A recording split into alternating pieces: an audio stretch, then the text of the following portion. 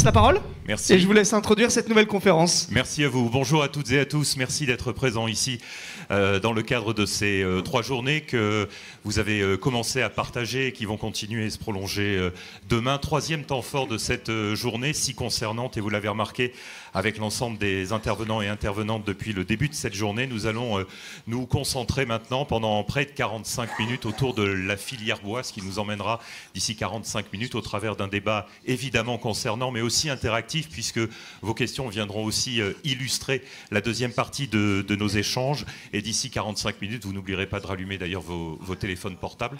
Et ce sera aussi pour nous l'occasion d'évoquer, dans le cadre de cette filière bois, les usages de ce que l'on appelle le bois d'œuvre. Comment effectivement, ici, dans un territoire comme le nôtre, le bois s'inscrit dans la construction, mais pas seulement, dans une économie, au travers d'une filière existante d'ailleurs, et organisée depuis 2013 d'ailleurs dans le département de la Savoie et de la Haute-Savoie autour du pôle Excellence Bois, département que l'on sait forestier. Pour rappel, ça a été dit d'ailleurs, mais le département de la Haute-Savoie, c'est 40% de territoire de forêt, avec une forêt de près de 207 000 hectares, forêt morcelée avec des forêts publiques bien sûr, mais aussi et surtout des forêts privées. On verra effectivement que ça a une réelle influence dans l'organisation de la filière. 4 intervenants, 4 invités pour échanger sur cette thématique qui vous concerne directement, que vous soyez ici, habitants, mais pas seulement. Avec nous pour échanger sur cette thématique, Alexandre Sauquet. Bonjour. Bonjour. Bienvenue, merci d'être avec nous aujourd'hui. Vous êtes gérant de la scierie Sauquet. Vous allez nous éclairer sur votre métier, mais aussi la place que vous avez dans une filière si organisée. À vos côtés, Frédéric Ray. Bonjour, bonjour et bienvenue, merci d'être avec vous. Vous êtes responsable du secteur charpente des chalets Paul Brondex. Également avec nous Fabrice Chauvin, bonjour, et bienvenue, merci d'être là. Vous êtes directeur de la scierie Chauvin. Et puis à vos côtés, Antoine Brondex, bonsoir. Vous co-dirigez les chalets Paul Brondex également. L'idée peut-être en commençant avec vous autour de cette filière bois et de cette construction. Nous sommes dans un territoire de montagne avec un logement très présent qui à l'œil est évidemment un logement le plus souvent fait en bois. Que représente le bois ici, dans un territoire comme celui-ci, en matière de construction, et notamment de construction individuelle? C'est évidemment votre secteur d'activité. Merci d'abord de me laisser répondre en premier. Donc, on va dire que c'est un exercice un peu périlleux pour nous qui n'avons pas l'habitude. De toute manière, nous, on construit en bois essentiellement depuis 3 générations. Donc le bois, chez nous, c'est quelque chose de très important. C'est quelque chose qu'on tient à utiliser, qu'on tient à préserver à travers de nos constructions. Voilà. Alors vous y êtes attaché bien sûr, le bois se voit, je l'ai dit, il y a un bois d'ici mais aussi un bois d'ailleurs. Alexandre Sauquet, d'où vient le bois que l'on voit ici? Forcément d'ici ou au contraire de beaucoup plus loin le plus souvent? Alors nous, à notre niveau, tout ce qui sort de notre scierie, c'est du bois qui provient des alentours. Donc on se sert dans le massif forestier local. Donc logique de circuit court. Voilà, circuit court. On achète à moins de 15 km de la scierie et on a une chance, c'est que tous nos clients sont de la même manière à moins de 15 km aux alentours. Donc nous, tous les chalets que nos clients vont faire seront en bois local, on peut le dire. Après, il y a une forte part de marché qui vient d'extérieur, des bois, ce qu'on dit extérieur, ça peut être du bois français qui vient d'autres régions, mais aussi l'Auvergne notamment. Voilà, le Rhône-Alpes, le Doubs, le Jura, partout, et également les bois étrangers d'Allemagne et de Scandinavie.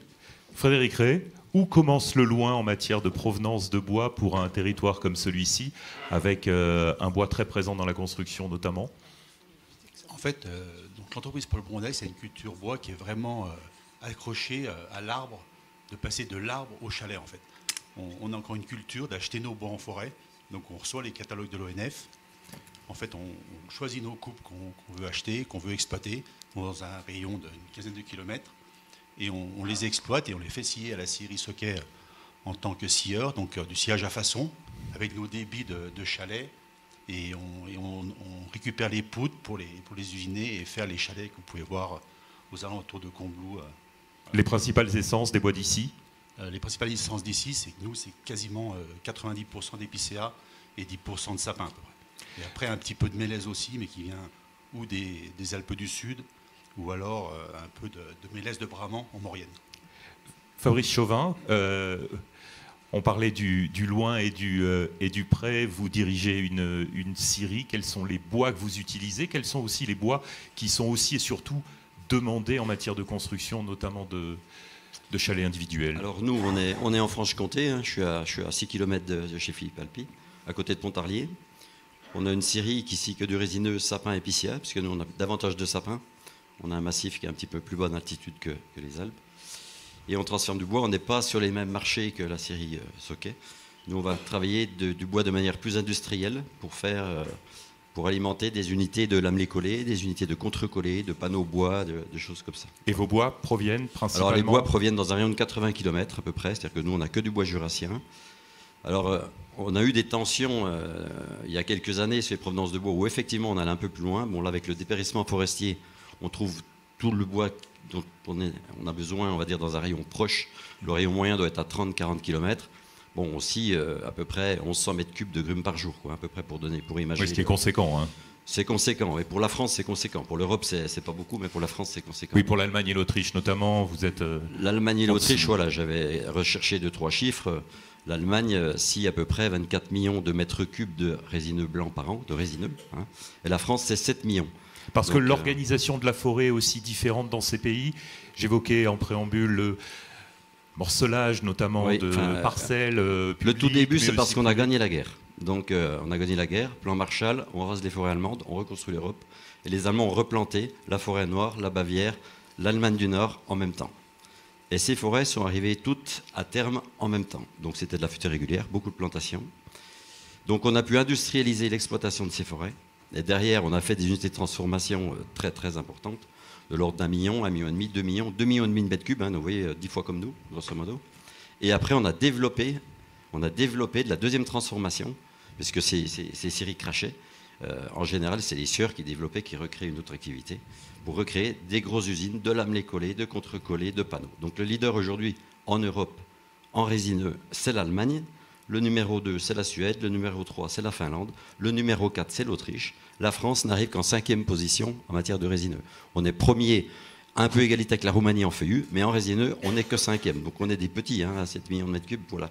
Et on en consomme 10, c'est-à-dire qu'il en manque 3 qu'on va chercher en Allemagne, en Suède, en Finlande. Nous sommes petits, vous le dites, nous pourrons être moyens un jour, ou l'écart est encore trop grand? Non, parce qu'on n'a pas le même type de forêt, effectivement. On a une forêt qui est beaucoup plus variée, heureusement pour nous. Hein. C'est plus agréable de se promener dans le Jura qu'en forêt noire.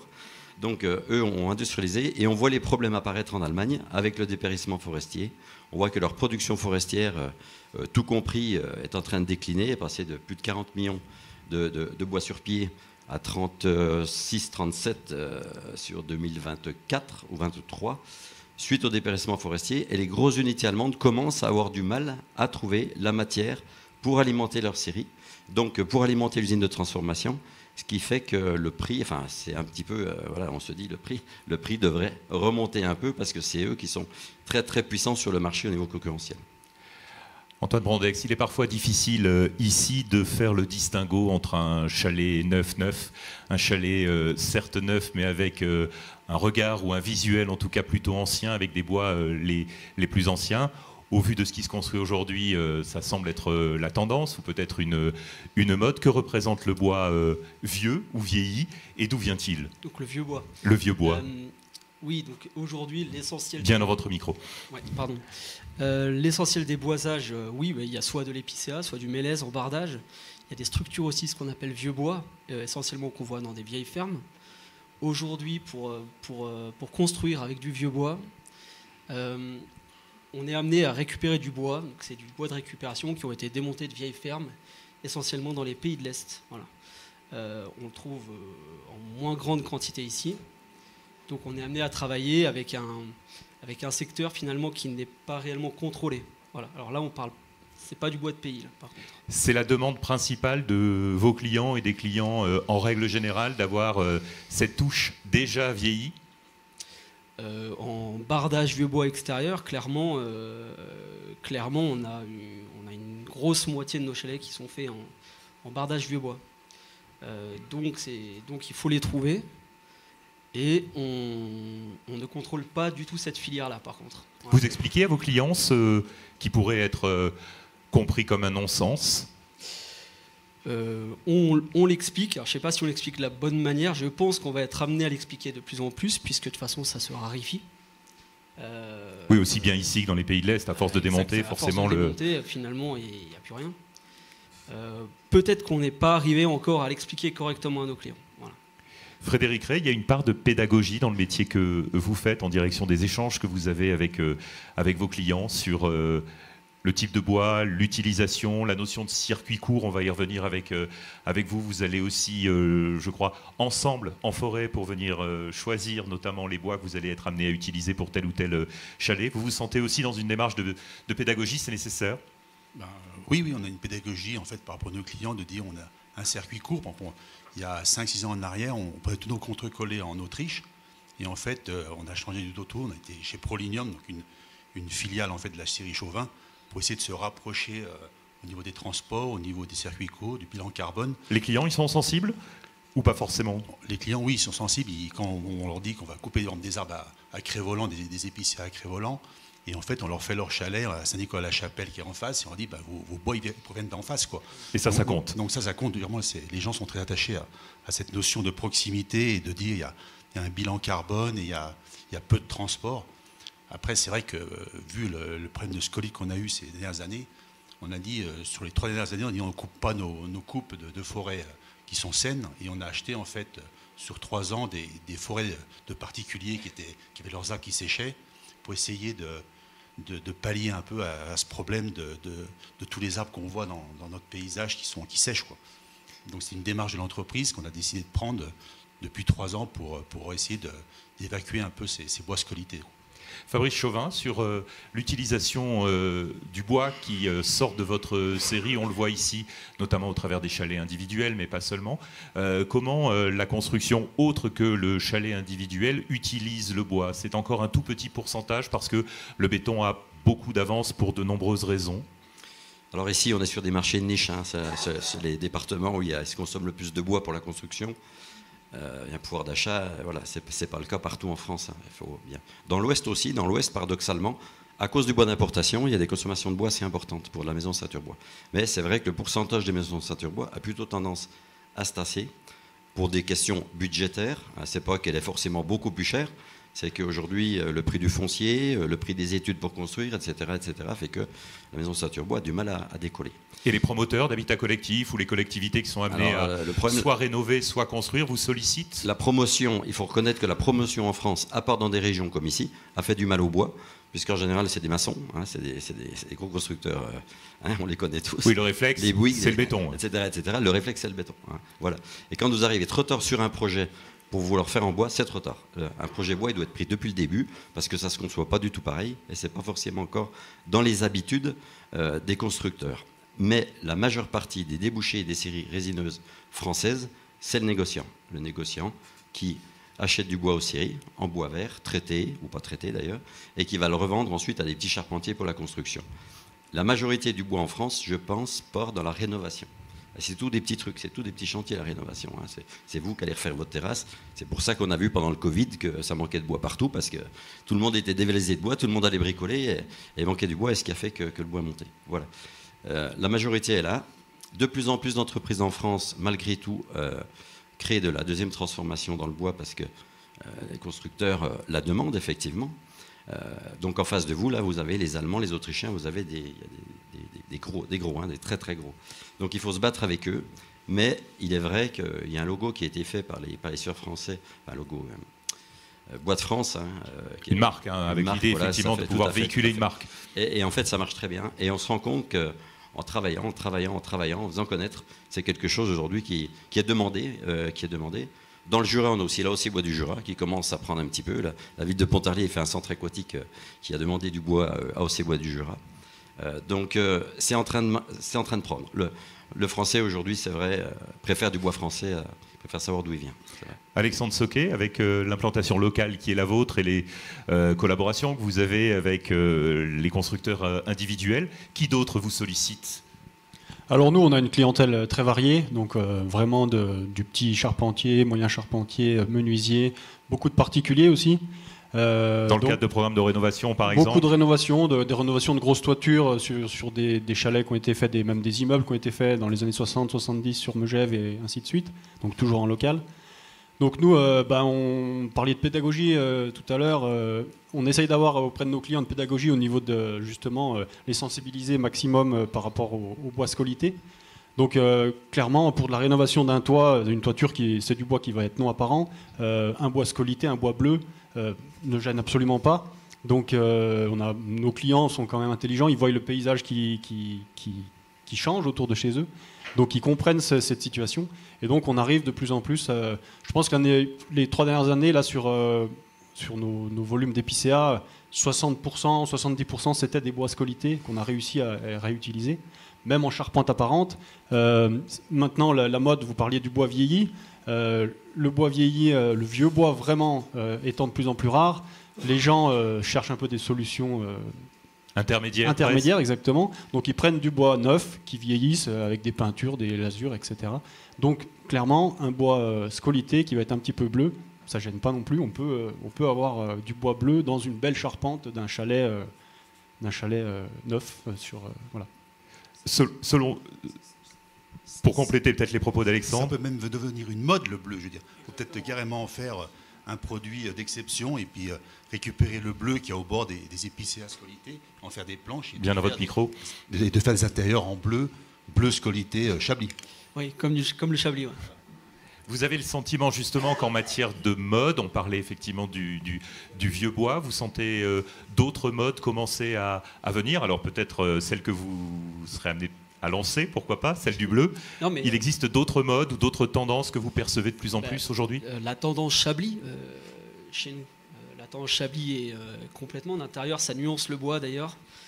Souvent quand on veut se rapprocher d'ailleurs des teintes de vieux bois, finalement on le nuance pour le veinage du Chablis avec cette race violette, nuance le bois, donc c'est une mode complètement.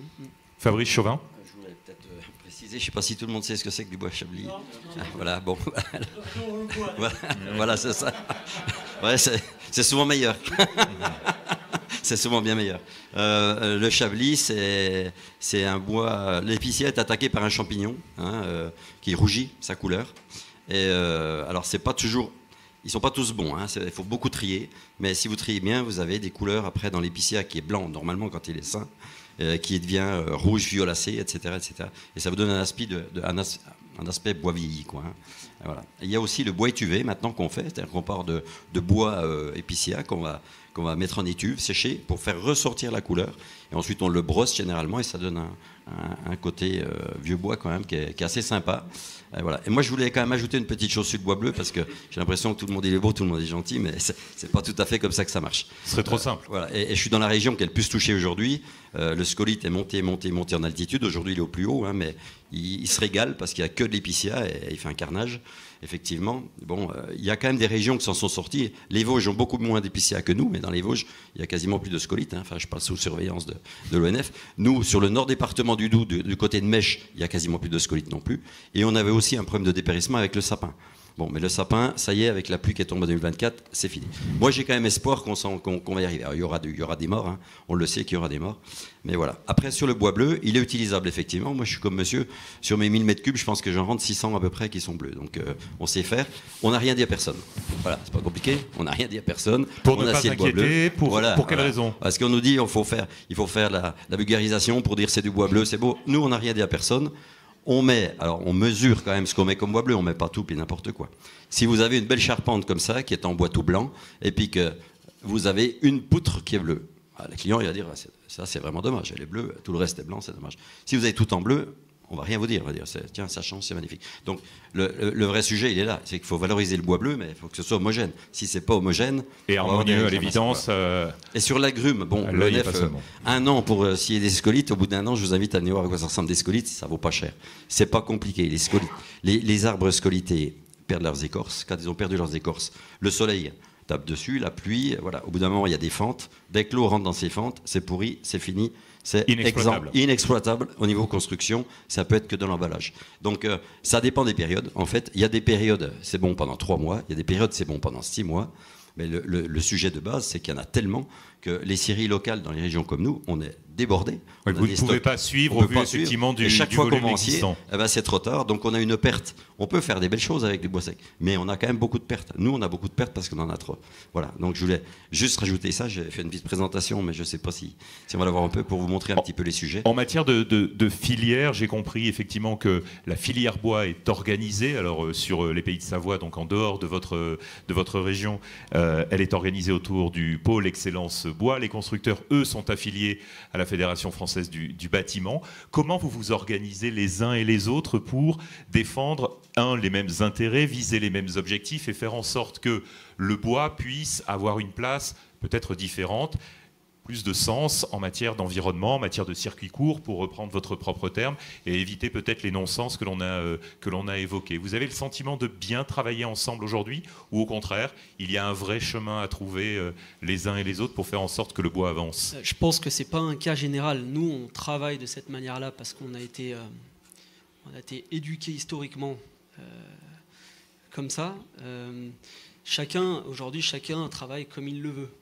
Nous, on a cette démarche d'acheter le bois, de le faire scier par une entreprise locale et de travailler avec. Donc cette démarche-là, elle n'appartient qu'à nous. C'est pas une systématique ni un réflexe chez les uns et chez les autres. Si je peux me permettre. Oui, donc en effet, nous, Paul Bondex, c'est donc un des rares derniers charpentiers qui fonctionnent de cette manière. Après, les charpentiers locaux a été mis en place il y a quelques années une marque de qualité, c'est Bois Qualité Savoie, qui a été créée par des scieurs à l'origine. On était une dizaine de scieurs, moi j'étais pas dans les premiers, mais j'avais rejoint la démarche. Cette démarche, elle est là pour valoriser le bois local de montagne. Donc il y a un logo qui a été fait avec le sigle des Pays de Savoie, et ainsi de suite. Et donc il y a beaucoup de charpentiers qui se sont reliés à cette démarche. Et avec cette volonté d'appuyer l'ancrage local. Eux, je pense qu'au niveau de leur communication, c'est bon aussi, parce que donc ils montrent à leurs clients qui font travailler le local et que les circuits courts sont favorisés.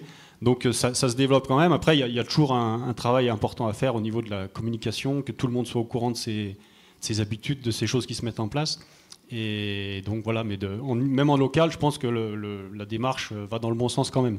Après, on parle toujours de quelque chose avec de vraies questions qui se posent, questions que vous avez peut-être, puisque nous arrivons au terme bientôt de cet échange et de ce troisième chapitre. Y a-t-il des questions, des interrogations, soit pour aller plus loin, pourquoi pas, sur un des sujets qui a été évoqué, ou au contraire, au-delà d'une réflexion? Oui, monsieur, merci de vous présenter, de poser votre question. Je ne sais pas si vous avez un micro à proximité. Alors bien fort, s'il vous plaît, merci à vous.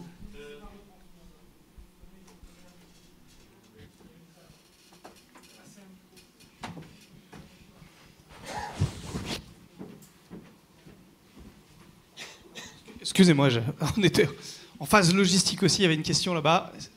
Merci. Non, mais c'était tout simple. Bon, je m'appelle Julien Auvert, je suis forestier. Je voulais juste vous inviter, mais en quelques phrases peut-être, à préciser un petit peu à un moment donné. Vous avez parlé des marques, Bois de France, Bois du Jura, Bois Qualité Savoie, et vous avez, je ne sais plus lequel d'entre vous dit que ça commençait à avoir un impact. J'aurais bien aimé avoir des éléments supplémentaires. Est-ce que ce sont dans les habitudes de consommation de vos clients? Est-ce que c'est généralisé? Est-ce que c'est l'approvisionnement? C'est quelle partie de la chaîne d'approvisionnement? Est-ce qu'il y a des changements de pratiques? Enfin, c'est très intéressant. Est-ce qu'il y aurait des éléments supplémentaires? Je vous remercie. Merci. Qui pour répondre? Peut-être Alexandre? Moi, je peux parler uniquement de Bois Qualité Savoie. Donc, il y a une démarche qui a été lancée avec le pôle Excellence Bois, qu'évoquait M. Santini tout à l'heure. Les impacts réels, le pôle Excellence Bois qui fait vivre la marque serait plus à même de vous répondre. Après, je pense que moi, au niveau des acteurs locaux, même au niveau des communes, il y a quand même beaucoup de choses qui sont faites. Et les pouvoirs publics sont sensibilisés donc à utiliser du bois qualité Savoie, du bois local au sein de leur commune. Après, au niveau... Je pourrais juste rajouter qu'aujourd'hui, le logo, la marque Bois de France, par exemple sur des appels d'offres, on retrouve des demandes. Bois de France, là, pour parler, c'est AOC Bois du Jura, c'est encore plus précis.